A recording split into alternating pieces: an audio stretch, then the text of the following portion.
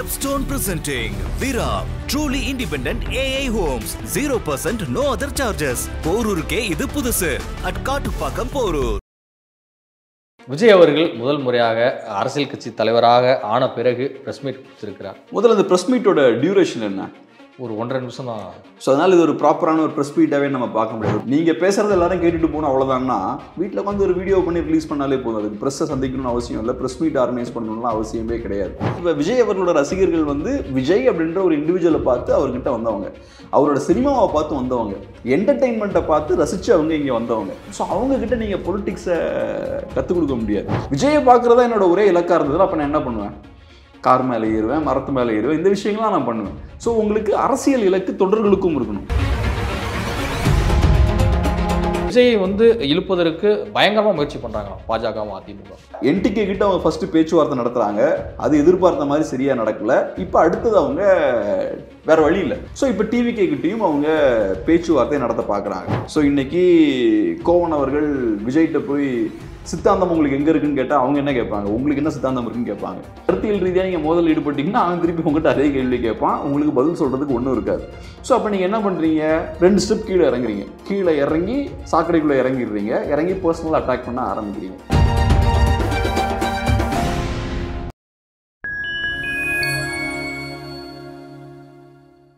Fine time media நேயர்களுக்கு வணக்கம். நான் உங்கள் சங்கீத் குஹன். நம்ம சிறப்பு நிகழ்ச்சியில் நம்மோடு இணைந்திருக்கிறார் மதிப்பிற்குரிய ஊடகவியலாளர் திரு கேப்ரியல் தேவதாஸ் அவர்கள். வணக்கம் சார். வணக்கம். எப்படி சார் இருக்கீங்க? நல்லா இருக்கேன், நீங்கள் எப்படி இருக்கீங்க? சார் நலமாக இருக்கேன் சார். விஜய் அவர்கள் முதல் முறையாக அரசியல் கட்சி தலைவராக ஆன பிறகு ப்ரெஸ் மீட் கொடுத்துருக்கிறார்.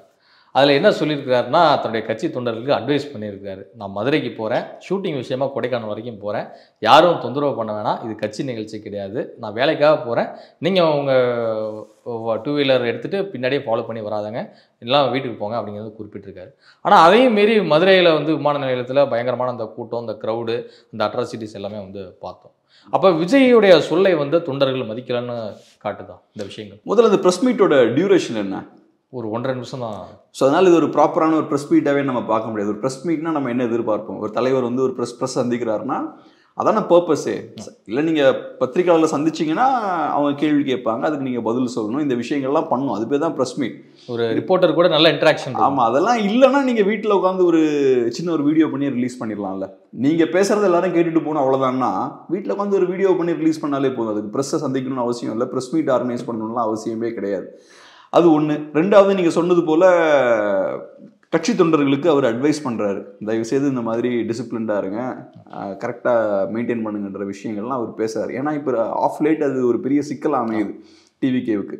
இவங்க டிப்பிக்கலாக ஒரு சினிமா ரிலீஸ் அப்போ என்னெல்லாம் பண்ணுவாங்களோ அந்த விஷயங்கள்லாம் பண்ண ஆரம்பிக்கிறாங்க. தலைவரை பார்க்கணும் அப்படின்றதுக்காக ஏகப்பட்ட சேட்டைகளை பண்ணுறாங்க. ஒரு கொண்டாட்டமான. ஆமாம், ஒரு என்டர்டெய்னராகவே பார்க்குறாங்க. ஒரு தலைவராக பார்க்காம ஒரு என்டர்டெய்னராக, ஒரு பெர்ஃபார்மராக அவரை பார்க்குறாங்க. இதுக்கான சிக்கல் என்னன்னு பார்த்தோம்னா, சரியா அவங்க அரசியல்மயப்படுத்தப்படல.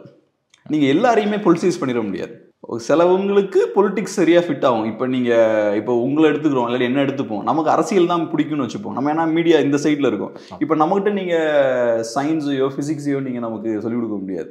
நமக்கு என்ன வருமோ அதுதான். அதே மாதிரி இப்போ விஜய் அவர்களோட ரசிகர்கள் வந்து விஜய் அப்படின்ற ஒரு இண்டிவிஜுவலை பார்த்து அவர்கிட்ட வந்தவங்க, அவரோட சினிமாவை பார்த்து வந்தவங்க, என்டர்டெயின்மெண்ட்டை பார்த்து ரசித்து அவங்க இங்கே வந்தவங்க. ஸோ அவங்கக்கிட்ட நீங்கள் பொலிட்டிக்ஸை கற்றுக் கொடுக்க முடியாது. இல்லை, கட்சி ஆரம்பித்து ஒரு வருடம் கடந்த பிறகும் அரசியல் படுத்தப்படலைன்னு சொல்கிறீங்க. எப்படி படுத்த முடியும்? அவங்கள அரசியல் படுத்துறது கஷ்டம் இல்லை. இப்போ ஒரு ரசிகன் கம்ப்ளீட்டாக டிஃப்ரெண்ட், ஒரு ஃபேன்ற மாதிரி கம்ப்ளீட்டாக டிஃப்ரெண்ட். அவன் ஒரு இண்டிவிஜுவலை பார்த்து இண்டிவிஜுவல் மேலே இருக்கக்கூடிய ஈர்ப்புனால வரக்கூடியவன். பட் ஒரு பொலிட்டிக்கல் கேடர்ன்றவன் படித்து, புத்தகங்களை படித்து, ஸ்பீச்செல்லாம் நிறையா கேட்டு, சொசைட்டியில் ஒரு பிரச்சனை இருக்குது, இந்த பிரச்சனைக்கு ஒரு தீர்வு வேணும், அதுக்கு தீர்வு யார்? இந்த தலைவர் தான் தீர்வுன்னு வரக்கூடியவன். ஸோ அப்போ ஒரு பொலிட்டிக்கல் ஆக்டிவிஸ்ட் இல்லைனா ஒரு பொலிட்டிக்கல் கேடருக்கு ஒரு பர்பஸ் இருக்கும். அவனோட பர்பஸ் என்ன? இங்கே ஒரு சிஸ்டம் இருக்குது, இந்த சிஸ்டம் நமக்கு சரியான சிஸ்டமாக இல்லை, நிறையா பாதிப்புகள் ஃபேஸ் பண்ணுது, இந்த சிஸ்டமை நம்ம உடைக்கணும், இது இங்கே ஒரு பெரிய அரசியல் மாற்றத்தை ஏற்படுத்தணும். அதுக்கு யார் கரெக்டாக இருப்பாங்க? இவர் கரெக்டாக இருப்பார். ஸோ அவருக்கு என்ன சித்தாந்தம்? இதுதான் அவருக்கான சித்தாந்தம். ஸோ அந்த சித்தாந்தத்தை நம்ம உள்வாங்கிக்கணும், அதுக்கு வலு சேர்க்கும் விதமாக நம்ம நிறைய விஷயங்கள் பண்ணணும். இதெல்லாம் ஒரு பர்பஸ். எனக்குன்னு ஒரு இலக்கு வச்சு, ஒரு தொண்டனுக்கும் ஒரு இலக்கு இருக்கும். அதெல்லாம் இருந்தால் தான் தொண்டன் வந்து ஆக்டிவாக ஒர்க் பண்ணுவான். தொண்டனுக்கு இலக்கு எதுவும் இல்லாமல் சும்மா என்னோட ஒரே இலக்கு விஜய் வந்தாருன்னா கார் மேலே ஏறி உட்காந்து ஒரு அட்டனன்ஸை போட்டு இறங்கிடணுன்றது என் இலக்காக இருந்ததுன்னா நான் இதுதான் பண்ணுவேன். விஜயை பார்க்குறதா என்னோட ஒரே இலக்காக இருந்ததுன்னா அப்போ நான் என்ன பண்ணுவேன்? கார் மேலே ஏறுவேன், மரத்து மேலே ஏறுவேன், இந்த விஷயங்கள்லாம் நான் பண்ணுவேன். ஸோ உங்களுக்கு அரசியல் இலக்கு தொண்டர்களுக்கும் இருக்கணும். அரசியல் இலக்கு இருந்தால் தான் அதை நோக்கி நீங்கள் உங்களை மேம்படுத்திப்பீங்க, நிறைய புக்ஸ் படிக்க ஆரம்பிப்பீங்க, நிறைய விவாதங்களில் கலந்துப்பீங்க, உங்களோட அரசியலை நீங்கள் மற்றவங்கள்ட்ட போய் பேசுவீங்க. இவங்க பேசிக்காக என்ன பண்ணுவாங்கன்னா, நான் விஜயோட ஃபோட்டோ எடுத்துக்கிட்டேன், விஜயை நான் நேரில் பார்த்தேன், பயங்கரமாக தலைவர் இருந்தார், இந்த மாதிரி விஷயங்கள்லாம் அவங்களால பண்ண முடியும். ஸோ பொலிட்டிக்கல் கேடர்ஸ் வேற, ஃபேன்ஸ் வேற. ஃபேன்ஸுன்றவங்க வெறுமனே உங்கள் இமேஜை பார்த்து வரவங்க. பொலிட்டிக்கல் கேடர்ஸ்ன்றவங்க உங்களோட சித்தாந்தத்தை பார்த்து வருவாங்க, இல்லைனா கமர்ஷியலான கட்சிகளில் பணம் சம்பாதிக்கலான்னு வருவாங்க. ஒவ்வொரு கட்சியிலையும் ஒவ்வொரு மாதிரி இருக்கும். பட் நீங்கள் நிஜமான மாற்றம் ஏற்படுத்தணுன்ற விருப்பம் உங்களுக்கு இருந்ததுன்னா உங்களோட சித்தாந்தத்தை பார்த்து அவங்க உள்ளே வரணும், உங்களோட கொள்கை கோட்பாடை பார்த்து அவங்க உள்ளே வரணும். நாளைக்கு தமிழ்நாட்டில் ஒரு அரசியல் மாற்றத்தை ஏற்படுத்தணுன்ற கமிட்மெண்ட் இருக்கணும். அந்த மாதிரியான கமிட்மெண்ட்லாம் விஜய் ஃபேன்ஸுக்கு இருக்கான்றதான் கேள்வி. அதிமுக பாஜக கூட்டணிக்கு ஒரு வலுவான அணியை வந்து கட்டமைக்கணும் அப்படின்னு சொல்லிட்டு 2 கட்சிகளிலுமே வந்து தலைவர் மட்டத்தில் வந்து பயங்கரமாக ஆலோசனை நடத்துவதாக ஒரு தகவல் வெளியாகிருக்கு.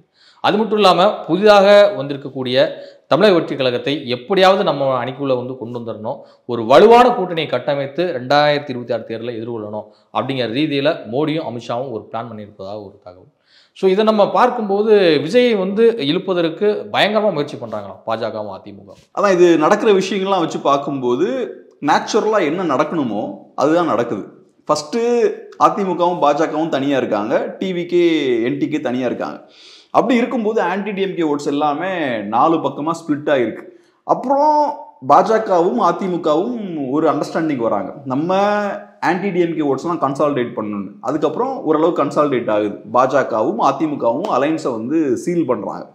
அடுத்த டார்கெட் என்ன, மீதி 2 கட்சி வெளில இருக்காங்க, என்டிகே டிவிகே வெளில இருக்காங்க, அவங்களையும் உள்ளே கொண்டு வரணும் அப்படின்றது அவங்களோட அடுத்த டார்கெட். உள்ளே கொண்டு வந்தாச்சுன்னா இன்னும் அதிகமாக ஆன்டி டிஎம்கே ஓட்ஸ் வந்து இன்னும் அதிகமாக கன்சாலிடேட் ஆகும், திமுகவை வீழ்த்துவதற்கான அந்த வாய்ப்பு இன்னும் அதிகமாகும். ஸோ அந்த முயற்சியில் இறங்க ஆரம்பிச்சாங்க. ஸோ ஃபஸ்ட்டு பாஜக அதிமுக அலைன்ஸை உருவாக்குறாங்க, அதுக்கப்புறம் மற்ற கட்சிகளை உள்ளே கொண்டு வருவதற்கான முயற்சிகளில் ஈடுபடுறாங்க. என்டிகேவை உள்ளே கொண்டு வர ட்ரை பண்ணுறாங்க. என்டிகே நம்ம ஃபஸ்ட்டே பேசியிருக்கோம், அது ஏறக்குறைய மிஷன் இம்பாசிபிள் தான். ஏன்னா என்டிகே ஒரு தமிழ் தேசிய கட்சி, அந்த தொண்டர்கள் கம்ப்ளீட்டாக டிஃப்ரெண்ட்டான தொண்டர்கள், அவங்களோட விருப்பம் எல்லாமே வேற. ஸோ அவங்களால டெஃபினட்டாக அதிமுக பாஜகவோட சேர முடியாது அப்படின்ற விஷயத்த நம்ம நிறைய நேரங்கள் பேசியிருக்கோம். அந்த முயற்சிகளில் ஈடுபடுறாங்க. அவங்களுக்கு என்ன வேற வழி கிடையாது, பேச்சுவார்த்தை நடத்தணும், உள்ளே கொண்டு வர முயற்சி பண்ணணும், அதை பண்ணுறாங்க. அது எதிர்பார்த்தது போல பெருசாக என்டிகேவை உள்ளே கொண்டு வர முடியல. இப்போ பாக்கி யார் இருக்காங்க, டிவிகே தான். ஆக்சுவலாக நான் என்ன யோசிக்கிறேன்னா, பாஜக அதிமுகவை பொறுத்தளவில் அவங்களோட ஃபர்ஸ்ட் ப்ரிஃபரன்ஸ் வந்து என்டிகே தான். அதனால தான் அவங்க ஃபர்ஸ்ட் என்டிகேவோட பேச்சுவார்த்தைலாம் நடத்துறாங்க. ஏன் அவங்க ஃபர்ஸ்ட் ப்ரிஃபரன்ஸ், அதனால தான் தொடர்ந்து நயினார் வந்து அழைப்பு விடுத்துக்கிட்டே இருந்தாரா, நயினார் நாகேந்திரனும் அதை அழைப்பெல்லாம் விடுத்தாரு. ஏன் நான் ஃபர்ஸ்ட் ப்ரிஃபரன்ஸ் என்டிகேன்னு சொல்றேன்னா, என்டிகேவுக்கு ட்ராக் ரெக்கார்டு இருக்கு, கண்டினியூஸாக அவங்க ஓட் ஷேரை இன்க்ரீஸ் பண்ணிக்கிட்டே இருக்காங்க. கடைசியாக நடந்த தேர்தலில் 8% வாங்கிட்டாங்க. ஸோ என்டிகேவோட ஒர்த் என்ன, அவங்களோட கேப்பபிலிட்டி என்ன, அவங்களோட கேடஸோட ஒர்த் என்ன, சொசைட்டியில் என்ன இம்பாக்ட் ஏற்படுத்த முடியும், எலெக்ஷனில் என்ன தாக்கத்தை ஏற்படுத்த முடியும், எல்லாமே ப்ரூவன் ட்ராக் ரெக்கார்டு களத்தில் இருக்கு. ஸோ அப்படி பர்ஃபார்மன்ஸ்லாம் டேட்டா வச்சிருக்காங்க. ஸோ இப்போ நீங்கள் என்டிகேக்கு ஒரு 30 சீட் கொடுக்குறீங்கன்னா என்டிகே என்ன டெலிவர் பண்ணுவாங்கன்னு உங்களுக்கு தெரியும். ஆனால் இப்போ டிவிகேன்னு நீங்கள் போனீங்கன்னா நிறைய ரிஸ்க் இருக்கு. டிவிகேவோட கிரவுண்டில் அவங்களோட ஸ்ட்ரென்த் என்னன்னு தெரியாது, விஜயால் எப்படி எஃபெக்டிவாக கேம்பெயின் பண்ண முடியும்னு தெரியாது, அவங்களோட ஓட் ஷேர் என்னன்னு தெரியாது. ஸோ அதனால என்டிகே கிட்ட அவங்க ஃபர்ஸ்ட் பேச்சுவார்த்தை நடத்துறாங்க, அது எதிர்பார்த்த மாதிரி சரியா நடக்கல. இப்போ அடுத்தது அவங்க வேற வழி இல்லை, இப்போ ஒரே ஆப்ஷன் தான் இருக்கு, டிவிகே மட்டும்தான் இருக்காங்க. ஸோ இப்போ டிவிகே கிட்டையும் அவங்க பேச்சுவார்த்தை நடத்த பார்க்குறாங்க. இதில் முக்கியமான விஷயம் என்னன்னா, பிஜேபி அதிமுகவை பொறுத்தளவில் என்டிகே டிவிகே இந்த 2 கட்சிகளில் ஏதாவது ஒரு கட்சி அவங்களுக்கு கண்டிப்பாக தேவை அலைன்ஸில். ஒன்லோ என்டிகே இல்லைனா டிவிகே, 2 கட்சியில் ஏதாவது ஒரு கட்சி கிடைச்சா அவங்களுக்கு நல்லா இருக்கும். ஏன் இதை சொல்கிறேன்னா, ஒன்ஸ் இந்த 2 கட்சிகளில் ஒரு கட்சி இந்த அலைன்ஸில் போய் சேர்ந்துட்டாங்கன்னா நம்ம கண்டிப்பாக திமுகவை வீழ்த்திடலாம் அப்படின்ற ஒரு இமேஜ் கிரியேட் ஆகிடும். ஓகே, இது ரொம்ப ஸ்ட்ராங்கான அலைன்ஸ், கண்டிப்பாக இவங்களால திமுகவை வீழ்த்த முடியும் அப்படின்ற ஒரு இமேஜ் கிரியேட் ஆகும். நேச்சுரலாக அலைன்ஸுக்கு வெளியில் ஏதாவது பாக்கி ஒரு கட்சி இருக்கும் இல்லையா, அவங்களால பெருசாக ஸ்கோர் பண்ண முடியாது. ஏன்னா மக்கள் எல்லாருமே நம்ம எதுக்கு இந்த கட்சிக்கு ஓட்டு போட்டு வேஸ்ட் பண்ணணும், பேசாமல் நம்ம பாஜக அதிமுக ப்ளஸ் இன்னொரு கட்சி இருக்கும் இல்லையா, அதுக்கே வாக்களிப்போம், கண்டிப்பாக ஜெயிச்சிருவாங்க, திமுக வீழ்த்தலாம்னு ஓட் போட ஆரம்பிச்சிருவாங்க. பட் இப்போ 2 கட்சி வெளில இருக்கும்போது மாற்று அரசியலும் கொஞ்சம் யோசிக்கலாமே அப்படின்ற மாதிரி கொஞ்சம் பேர் யோசிப்பாங்க. ஸோ அந்த வகையில் அதிமுக பாஜகவை பொறுத்தளவில் இந்த 2ல் ஏதாவது ஒரு கட்சியை உள்ளே கொண்டு வரலாம் அப்படின்ற மாதிரி தான் முயற்சி பண்ணுவாங்க. அதுபோக 2 கட்சியுமே உள்ளேயும் கொண்டு வர முடியாது. ஏன்னா அதுக்கு ஸ்பேஸும் இல்லைல்ல, ஏதாவது ஒரு கட்சி தான் கொண்டு வர முடியும். ஸோ இவங்களுக்கு இப்போ ஏதாவது ஒரு கட்சியை உள்ளே கொண்டு வரணும், அந்த முயற்சியில் தீவிரமாக இருக்காங்க. விஜய் அவர்களை பொறுத்த வரைக்கும் தன் கட்சியினுடைய முதல் மாநாட்டிலே சொல்லிட்டாரு, கொள்கை எதிரி எங்களுக்கு வந்து பாஜக, அரசு எதிரி திமுக அப்படின்னு சொல்லிட்டு. கொள்கை எதிரியோட எப்படி காம்ப்ரமைஸ் ஆகி உள்ளே போய் சேருவாங்க? பேச்சுவார்த்தை நடத்துகிறாங்க. ஸோ உள்ளே போகிறான்னு நமக்கு தெரியல. பட் என்ன பொறுத்தளவில் என்டிகே அந்த அலையன்ஸ்குள்ளே போகிறாங்கன்னா என்டிகேவுக்கு நிறைய பிரச்சனைகள் வரும். கேடஸ் நிறைய கேள்விகள் கேட்பாங்க, மீடியா நிறைய கேள்விகள் எழுப்புவாங்க. மாற்று அரசியல், திராவிட அரசியல், தேசிய அரசியல் எல்லாத்தையுமே எதிர்த்த அரசியல் தான் தமிழ் தேசிய அரசியல். நிறைய பிரச்சனைகள் உங்களுக்கு வரும். நீ ஒரு பெரிய ஒரு டைவர்ஷனாக இருக்கும், நிறைய சேலஞ்சஸை நீங்கள் ஃபேஸ் பண்ண வேண்டியிருக்கும். பட் இப்போ டிவிக்கு போய் அந்த அலைன்ஸில் போய் சேர்றாங்கன்னு வச்சுப்போம். அவர் இதுக்கு முன்னாடி அதை பேசினாருன்றதெல்லாம் பிரச்சனை இல்லை. சேர்ந்தாங்கன்னா எந்த பிரச்சனையும் இருக்காது. டிவிகேவை பொறுத்தளவில் ஒன் மேன் ஆர்மி தான். விஜய் மட்டும்தான் அங்கே சோல் லீடர். விஜய் என்ன சொன்னாலும் யாரும் அவரை எதிர்த்து கேட்க போகிறது கிடையாது. இல்லை, காமராஜர் கொள்கை தலைவராக எடுத்திருக்காங்க, பெரியார், அம்பேத்கர், அப்புறம் வீரமங்கை வேலு நாச்சியார், அஞ்சலி அம்மாள், இவங்க எல்லாருமே கொள்கை தலைவராக எடுத்துருக்கும் போது எல்லாருமே லெஃப்ட்டில் இருந்திருக்காங்க. இப்படி ரைட்டு கூட காம்ப்ரமைஸ் ஆகும்? இது சிம்பிள். இப்போ நீங்களும் நானும் பேசுறது மேட்ரு கிடையாது. இப்போ என்னன்னா, விஜயோட டார்கெட் ஆடியன்ஸ் யார்? அவரோட ஃபேன்ஸு. விஜய் யாருக்கு ஓட் போட சொன்னாலும் அவங்க ஃபேன்ஸ் ஓட் போட போகிறாங்க. விஜய் வந்து இப்போ நீங்கள் பிஜேபி ஓட் போடுங்கன்னு சொன்னால் பிஜேபி ஓட் போட போகிறாங்க. அவருக்குன்னு ஒரு ஃபேன் பேஸ் இருக்குது. ஒரு 5%லேருந்து 10% வரைக்கும் அவரால் ஓட்ஸ் வாங்க முடியும். இந்த கெப்பாசிட்டி அவருக்கு இருக்குது. அதை அவரால் ஈஸியாக ட்ரான்ஸ்ஃபர் பண்ண முடியும். இல்லை, பாசிசம் பாயாசம் அப்படின்லாம் சொல்லி எதிர்க்கிறாங்களே, அப்புறம் இதை நம்ம எப்படி புரிஞ்சு? இப்போ பிரச்சனை என்னன்னா, விஜயோட கருத்துக்களில் முரண் இருக்கா, விஜயோட பேச்சில் முரண் இருக்கான்றது பிரச்சனை இல்லை. மேபி முரண் இருக்கலாம், அது கிரவுண்டில் இம்பாக்ட் ஏற்படுத்தாதுன்னு நான் சொல்கிறேன். என்டிகேவுக்கு அது ஏற்படுத்தும். இப்போ என்டிகே டைவர்ட் ஆனாங்கன்னா என்டிகேவோட கேடஸ் கேள்வி கேட்பாங்க, கட்சிக்குள்ள நிறைய முரண்கள் பிளவுகள்லாம் ஏற்படும். பட் இப்போ டிவிகே இதை பண்ணாங்கன்னா நீங்கள் சொன்ன மாதிரி நிஜமாவே கருத்தியல் ரீதியாக சிக்கல்கள் இருக்குது, நிறைய முரண்கள் இருக்குது. அவர் நேற்று இதை சொன்னீங்க, நீங்கள் அதை சொன்னீங்கன்னா பிரச்சனை இருக்குது. ஆனால் அவரோட கேடஸ் ஓட் போடுவாங்க, அவருக்கு பிரச்சனை இல்லை. ஏன்னா அவங்க ஃபேன்ஸ் தான். ஃபேன்ஸ் வந்து விஜய்க்காக வராங்க, அவங்க வேற எதுக்காகவும் வரல, விஜய்க்காக அவங்க வராங்க. ஸோ விஜய் இங்கே ஓட் போடுங்கன்னா அங்கே ஓட் போடுவாங்க, இந்த பக்கம் ஓட் போடுங்கன்னா ஓட் போடுவாங்க. பட் விஜய்க்கு என்ன பாதிப்பு ஏற்படும்னா, ஃபர்ஸ்ட் எலெக்ஷன் வரும்போது உங்களுக்கு மாற்று அரசியல் வேணும் அப்படின்ற எண்ணத்தோட எப்பவும் களத்தில் கொஞ்சம் பேர் இருப்பாங்க.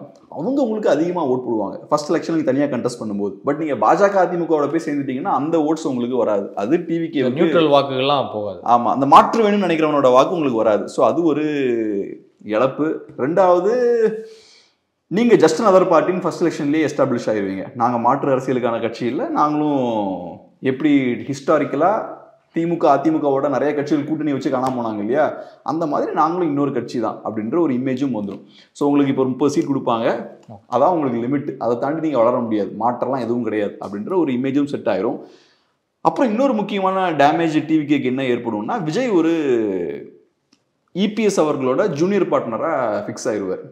ஸோ விஜய் அவர்களோட இபிஎஸ் அவர்களோட அதிமுகவோட ஒரு சப்பார்டினேட் ஃபோர்ஸாக விஜய் அவர்கள் எஸ்டாப்ளிஷ் ஆகிடுவார். ஸோ அதுவும் அவரோட ஃபேன்ஸுக்கு கொஞ்சம் வருத்தமாக தான் இருக்கும். அவங்க ஃபேன்ஸை பொறுத்த லெவலில் விஜய் தான் அடுத்த சிஎம்ன்ற பிளானில் இருப்பாங்க. ஸோ அந்த இமேஜும் உடஞ்சி போயிடும். ஸோ இந்த மாதிரி சில பாதிப்புகளும் டிவிகேவுக்கு இருக்குது. ஸோ இதெல்லாம் வச்சு பார்க்கும்போது டிவிகேவுக்கு அந்த அலைன்ஸில் போகிறதுல நிறைய சிக்கல் இருக்குது. ஒன்று, அதிமுக பாயிண்ட் ஆஃப் வியூலேருந்து பார்க்கும்போது அவங்களோட ஒருத்தனன்றதை கனெக்ட் பண்ண முடியாது. அவங்க நிறைய டிமாண்ட் பண்ணுவாங்க, அவங்களோட ஒருத்தனன்னு உங்களால் கனெக்ட் பண்ண முடியாது. ரெண்டாவது, டிவிகே பாயிண்ட் ஆஃப் வியூலேருந்து பார்க்கும்போதும் நிறையா சிக்கல்கள் இருக்குது. ஸோ நான் எப்படி பார்க்குறேன்னா, என்னை பொறுத்தளவில் ப்ராக்டிக்கலாக பார்த்தோன்னா பிஜேபி, ஏடிஎம்கே, மேபி பிஎம்கே உள்ளே வர வாய்ப்பு இருக்குது. அதே மாதிரி டிஎம்டிகே உள்ளே வர வாய்ப்பு இருக்குது. பட் டிவிகேவும் என்டிகேவும் இந்த அலைன்ஸ்குள்ளே போகிறது கஷ்டம் தான் நினைக்கிறேன். அப்போ எப்படியா இருந்தாலும் 4 முனை போட்டி தான் அப்படிதான் தோணுது. பாடகர் கோவன் இவரை வந்து அரசியல் வட்டாரத்தில் தெரியாதவங்க யாருமே இருக்க முடியாதுன்னு நினைக்கிறேன். குறிப்பாக பெரியாரிய, திராவிட, அம்பேத்கரிய, மார்க்சிய வட்டாரத்தில் இவரை அறியாதவர்கள் யாருமே இருக்க முடியாது. ஸோ அந்த அளவுக்கு தன்னுடைய பாடல்களால் வந்து பல்வேறு மக்கள் பிரச்சனைகளை வந்து பேசக்கூடியவர், தொடர்ந்து ஆளும் அதிகாரத்திற்கு எதிராக குரல் கொடுத்தவர். திடீர்னு விஜய் வந்து ஒரு பர்சனல் அட்டாக் வந்து பண்ணிட்டாரு அப்படிங்கிறது பெரிய கான்ட்ரவர்சி ஆகியிருக்கு. இதை எப்படி புரிஞ்சுக்கணும்னு நினைக்கிறீங்க? நீங்கள் சொன்னது போல் கோவன் அவர்கள் ஒரு கம்யூனிஸ்டாக அவர் அறியப்பட்டிருக்காரு. ஸ்டேஜில் பேசுகிறாரு, ரொம்ப கீழ்த்தரமாக அவர் பேசுகிறாரு. விஜய் அவர்களை நீங்கள் அட்டாக் பண்ணலாம், அது ஒன்றும் தப்பு இல்லை. ஆனால் அரசியல் ரீதியாக அட்டாக் பண்ணலாம். விஜய் அவர்களையும் அவர் கட்சியும் நீங்கள் பொலிட்டிக்கலாக கேள்வி கேளுங்க, விமர்சனங்கள் வைங்க, அதெல்லாம் நீங்கள் பண்ணலாம். பட் இவர் என்ன பண்ணுறாருன்னா, பர்சனலாக ரொம்ப மோசமாக இந்த மாதிரியான விஷயங்களை அவர் பேசுகிறாரு. ஸோ இப்போ இது எழுப்பக்கூடிய கேள்வி என்னென்னா, கோவன் அவர்களுக்கு இந்த மாதிரி பேச வேண்டிய தேவை ஏன் ஏற்படுது? நீங்கள் ஒரு கம்யூனிஸ்ட், உங்களுக்கு ஒரு சித்தாந்தம் இருக்குது, பெரிய கொள்கை கோட்பாடெல்லாம் இருக்குன்றதான் உங்களோட கிளைம், பெரிய ஒரு வரலாறு இருக்குது, மார்க்சியம் அது இதுன்னு மார்க்ஸ் எங்கல்ஸ் மாதிரியான பெரிய பெரிய ஐடியாலஜிஸ்லாம் அவங்க பின்னாடி இருக்காங்க. சித்தாந்த ரீதியாக நீங்கள் அவரை எதிர்கொள்ளாமல் ஏன் இந்த மாதிரி பர்சனலாக அவரை அட்டாக் பண்ணுறீங்க அப்படின்ற ஒரு கேள்வி இருக்குது. அதுக்கான காரணம் என்னென்னா, இன்றைக்கி இருக்கக்கூடிய கம்யூனிஸ்டுகள் பெரும்பான்மையானவர்கள் கம்ப்ளீட்டாக காம்ப்ரமைஸ் ஆகிட்டாங்க.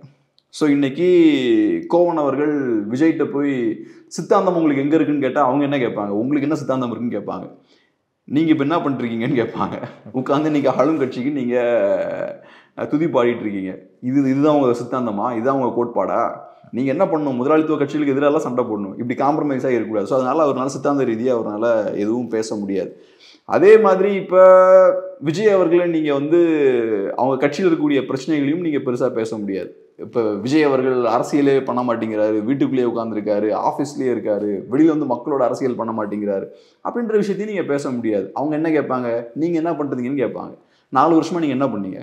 திமுக ஆட்சி நடந்துட்டுருக்கு. 4 வருஷமாக நீங்கள் என்ன பண்ணீங்க? ஒன்றும் பண்ணல, சைலண்ட்டாக இருந்து வேடிக்கை தான் பார்த்துட்டு இருக்கீங்க. ஸோ நீங்கள் அவங்கள பார்த்து அந்த கேள்வியை கேட்க முடியாது. ஸோ இந்த மாதிரி இன்னைக்கு கம்யூனிஸ்டுகள் நிறைய பேர் பார்த்தோம்னா கம்ப்ளீட்டாக களத்தில் அவங்க காம்ப்ரமைஸ் ஆகியிருக்காங்க. காம்ப்ரமைஸ் ஆகிருக்கும் போது அரசியல் ரீதியாக ஒருத்தங்க கிட்ட சண்டைக்கு போகணுன்னா அவங்களுக்கு கருத்தியல் ரீதியான மோதல்களில் ஈடுபட முடியாது.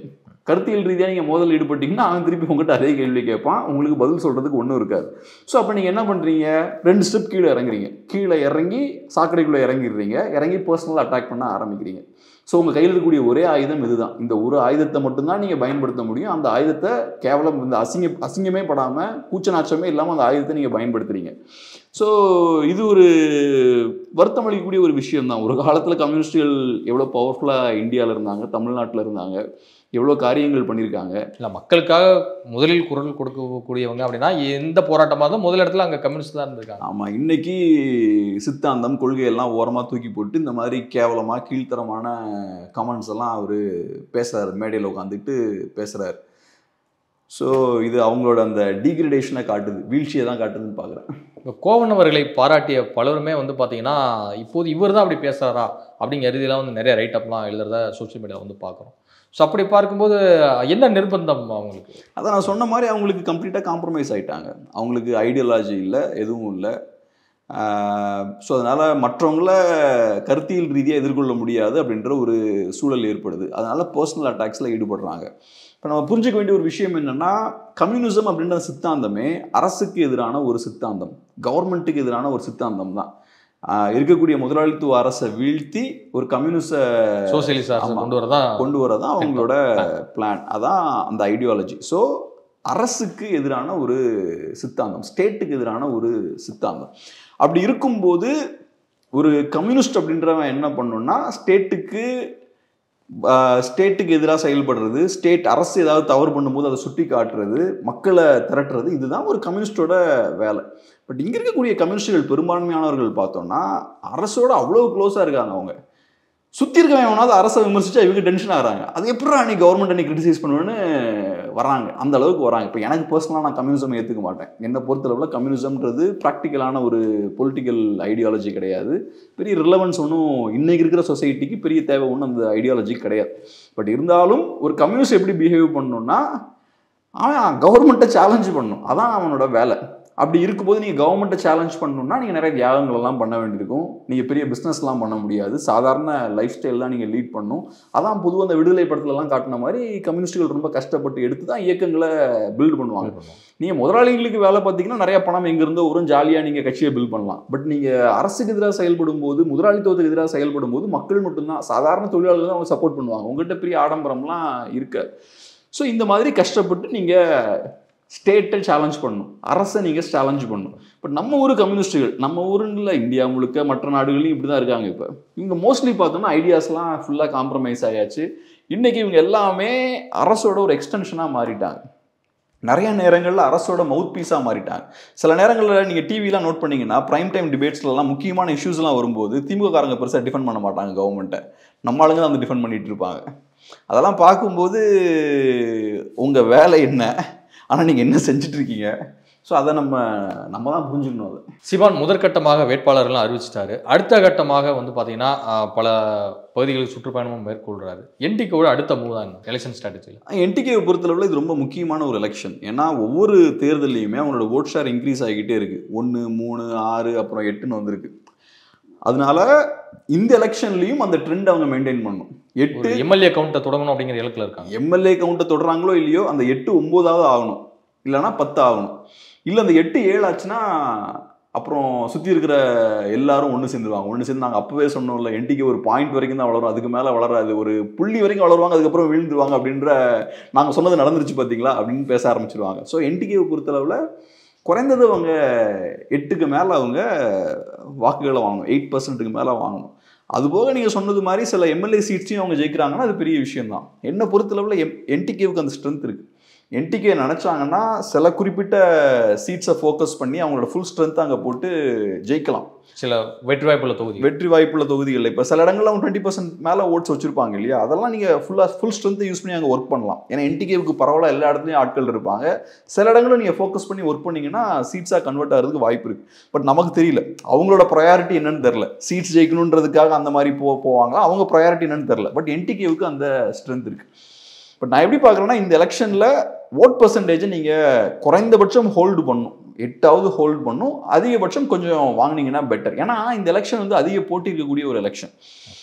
ஆன்டி டிஎம்கே ஓட்ஸை வாங்குறதுக்கு நிறைய போட்டி, ஒரு சவாலான ஒரு எலெக்ஷன். ஆமாம், ஆன்டி டிஎம்கே ஓட்ஸை வாங்குறதுல எல்லாருக்குமே நிறைய போட்டி இருக்குது. புதுசாக டிவிகேன்னு ஒரு பிளேயர் உள்ள வந்திருக்காங்க, அவங்களும் ஆன்டி டிஎம்கே ஓட்ஸ் தான் குறி வைக்கிறாங்க. ஸோ அப்படி இருக்கும்போது இது பாஜகவுக்கும் சேலஞ்சு தான், அதிமுகவுக்கும் சேலஞ்ச் தான், என்டிகேவுக்கும் சேலஞ்ச் தான். அதுவும் எல்லாம் பெரிய பிளேயர்ஸாக இருக்கும்போது என்டிகேவுக்கு இன்னும் பெரிய சேலஞ்ச் இது. ஸோ அதனால கொஞ்சம் போட்டி அதிகமாக இருக்கும். பட் இந்த போட்டியை மீறி அவங்க இருக்கக்கூடிய அந்த ஓட் ஷேரை அவங்க ஹோல்டு பண்ணணும், அதை விடாமல் பார்த்துக்கணும். இதுவரை உங்கள் பல்வேறு கருத்து உங்களுக்கு நமக்கு நன்றி சார். நன்றி.